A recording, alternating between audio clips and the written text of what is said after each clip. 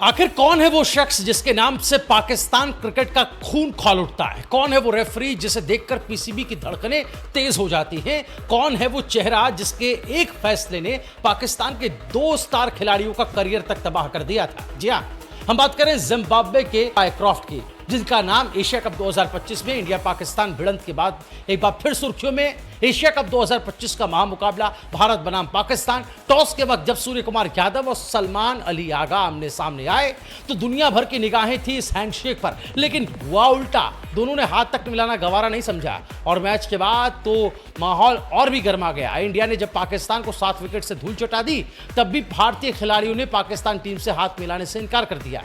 बस फिर क्या था, पीसीबी ने सारा गुस्सा उतारा मैच रेफरी एंडी पायक्रॉफ्ट पर। पाकिस्तानी बोर्ड का आरोप है कि पायक्रॉफ्ट ने जानबूझकर इस पूरे विवाद को संभालने के बजाय भड़काया। नतीजा यह कि पाकिस्तान ने तो यूएई के खिलाफ मैच का बहिष्कार करने तक की धमकी तक दे डाली थी। लेकिन असली सवाल यह है कि आखिर पाकिस्तान को पायक्रॉफ्ट से इतनी चिढ़ क्यों?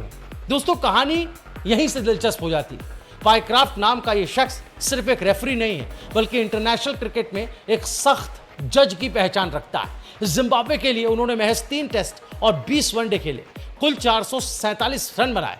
क्रिकेट करियर तो छोटा था, लेकिन 2009 से पायक्रॉफ्ट बने आईसीसी के एलीट पैनल का हिस्सा और यहीं से शुरू हुई उनकी वो कड़क पहचान जिसने पाकिस्तान क्रिकेट को कई बार हिला कर रख दिया। पिछले 15 सालों पायक्रॉफ्ट 103 टेस्ट, 248 वनडे और 183 टी20 इंटरनेशनल में आईसीसी ऑफिशियल रह चुके हैं। यानी नियम कायदों को किताब के चलते फिरते वो वकील हैं। जी हाँ, और उन्हें ही एसीसी ने एशिया कप 2025 के लिए मैच रेफरी बनाया।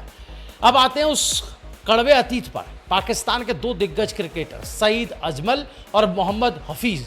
एक वक्त था जब दोनों अपने गेंदबाजी एक्शन से दुनिया में खौफ पैदा करते थे, लेकिन फिर आई एंडी पायक्रॉफ्ट की एक रिपोर्ट और दोनों के एक्शन को करार दिया गया अवैध, यानी कि इलीगल।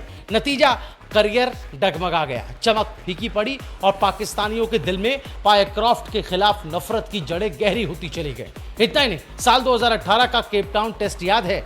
वही बॉल टेम्परिंग स्कैंडल, जब स्टीव स्मिथ, डेविड वार्नर और कैमरन बैनक्रॉफ्ट पर बैन लगा। उस पूरे मामले पर भी मैच रेफरी कौन था? एंडी पायक्रॉफ्ट, यानी वो नाम जो क्रिकेट की सख्ती और कंट्रोवर्सी का एक तरीके से पर्याय बन चुका है। अब सोचिए, अब वही रेफरी एशिया कप जैसे हाई वोल्टेज मुकाबले में तैनात है, तो पाकिस्तान को कैसे नींद आएगी? और हुआ भी वही, हार का ठीकरा पायक्रॉफ्ट के सिर फोड़ा जा रहा है। पीसीबी का कहना है इंडिया के साथ हैंडशेक विवाद को उन्होंने ठीक से हैंडल नहीं किया, माहौल गरमाने दिया और हार के बाद भी खिलाड़ियों को बचाने के बजाय पाकिस्तान को कटघरे में ही खड़ा किया। लेकिन सवाल यह है कि क्या पायक्रॉफ्ट वाकई पाकिस्तान के दुश्मन नंबर 1 है, या फिर पीसीबी अपनी नाकामी छिपाने के लिए हमेशा की तरह किसी बाहरी चेहरे को बलि का बकरा बना रहा है? असलियत यह है कि एंडी पायक्रॉफ्ट सिर्फ और सिर्फ नियमों की किताब के हिसाब से फैसले लेते हैं। उनकी सख्ती से भारत भी बचा नहीं है, इंग्लैंड ऑस्ट्रेलिया भी नहीं बचा है, और पाकिस्तान क्यों बचेगा?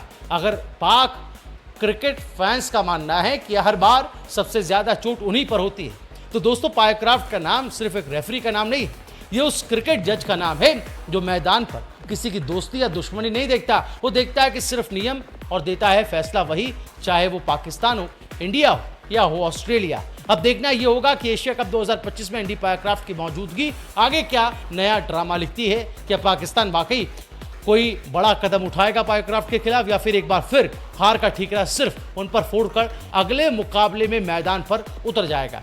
तो अगले मैच में पहले दाव पर सिर्फ पॉइंट्स नहीं है, बल्कि पाकिस्तान का भरोसा भी है। सामने है वही चेहरा एंडी पायक्रॉफ्ट, जिसके नाम से ही पीसीबी के माथे पर शिकन आ जाती है। क्या कुछ कहना चाहते हैं एंडी पायक्रॉफ्ट और पाकिस्तान के बीच इस रसाकशी पर? अपनी राय जरूर कमेंट करें।